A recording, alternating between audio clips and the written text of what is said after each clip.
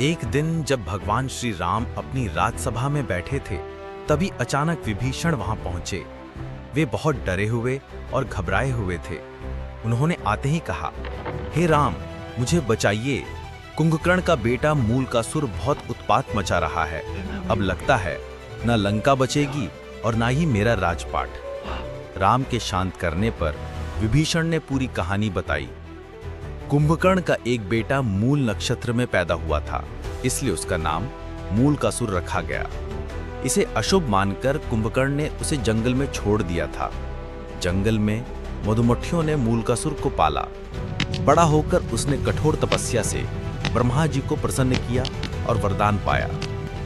जब उसे पता चला कि राम ने उसके परिवार को खत्म कर दिया है और विभीषण को लंका का राज दे दिया है, तो वो बहुत क्रोधित हो गया। विभीषण ने बताया कि राज्याभिषेक के कुछ दिन बाद ही वो पातालवासियों के साथ लंका पर हमला करने आ गया। 6 महीने तक मुकाबला करने के बाद ब्रह्मा जी के वरदान के कारण विभीषण को भागना पड़ा। विभीषण अपने बेटे, मंत्रियों और पत्नी के साथ सुरंग के रास्ते भागकर अयोध्या पहुंचे। मूलकासुर ने कसम खाई थी कि वो पहले धोखेबाज विभीषण को मारेगा, फिर अपने पिता को मारने वाले राम को। उसने कहा था कि वो राम के पास भी आएगा। विभीषण ने राम को तुरंत कुछ करने की सलाह दी, क्योंकि लंका और अयोध्या दोनों खतरे में थे।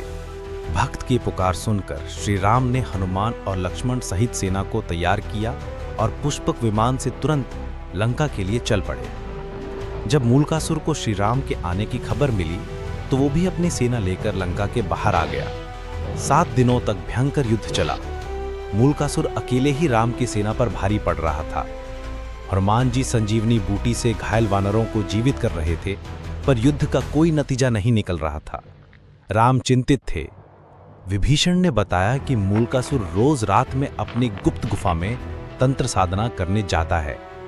तभी ब्रह्मा जी वहां आए और राम से बोले, हे रघुनंदन, इसे मैंने एक स्त्री के हाथों मरने का वरदान दिया है। आपका प्रयास बेकार जाएगा। ब्रह्मा जी ने आगे बताया कि जब लंका युद्ध में इसके भाई बंधु मारे गए, तो इसने एक दिन मुनियों के बीच कहा था, चंडी सीता के कारण मेरा कुल नष्ट हुआ। इस पर एक मुनि ने उसे श्राप दिया, वही सीता तेरी जान लेगी। मुनि का इतना कहना था कि वो उन्हें खा गया। ब्रह्मा जी ने कहा कि अब केवल सीता ही इसका वध कर सकती हैं। इतना कहकर ब्रह्मा जी चले गए। राम ने तुरंत हनुमान और गरुड़ को पुष्पक विमान से सीता जी को लाने भेजा। सीता जी उस समय राम की विजय के लिए पूजा कर रही थी। जब हनुमान और गरुड़ ने उन्हें राम का संदेश सुनाया, तो वे तुरंत चल पड़ी। लंका पहुंचने पर राम ने उन्हें मूलकासुर के बारे में सब कुछ बताया। ये सुनकर सीता जी को बहुत गुस्सा आया। उनके शरीर से एक और शक्ति प्रकट हुई, जिसे छाया सीता कहा गया। यह शक्ति चंडी का वेश धारण कर लंका की ओर बढ़ी। इधर राम ने वानर सेना को मूलकासुर की गुप्त गुफा में जाकर उसकी तंत्र क्रियाओं को नष्ट करने का आदेश दिया। वानरों ने गुफा के अंदर उत्पात मचाया, जिससे गुस्सा होकर मूलकासुर सब छोड़कर उनके पीछे भागा। हड़बड़ी में उसका मुकुट गिर गया, फिर भी वो युद्ध के मैदान में आ गया। युद्ध के मैदान में छाया सीता को देखकर मूलकासुर गरजा, तू कौन है? भाग जा, मैं औरतों पर मर्दानगी नहीं दिखाता। छाया सीता ने भीषण आवाज में कहा, मैं तुम्हारी मौत चंडी हूं। तूने मेरे पक्ष लेने वाले मुनियों और ब्राह्मणों को खाया था, अब मैं तुम्हें मारकर उसका बदला लूंगी। ये कहकर छाया सीता ने मूलकासुर पर 5 बाण चलाए।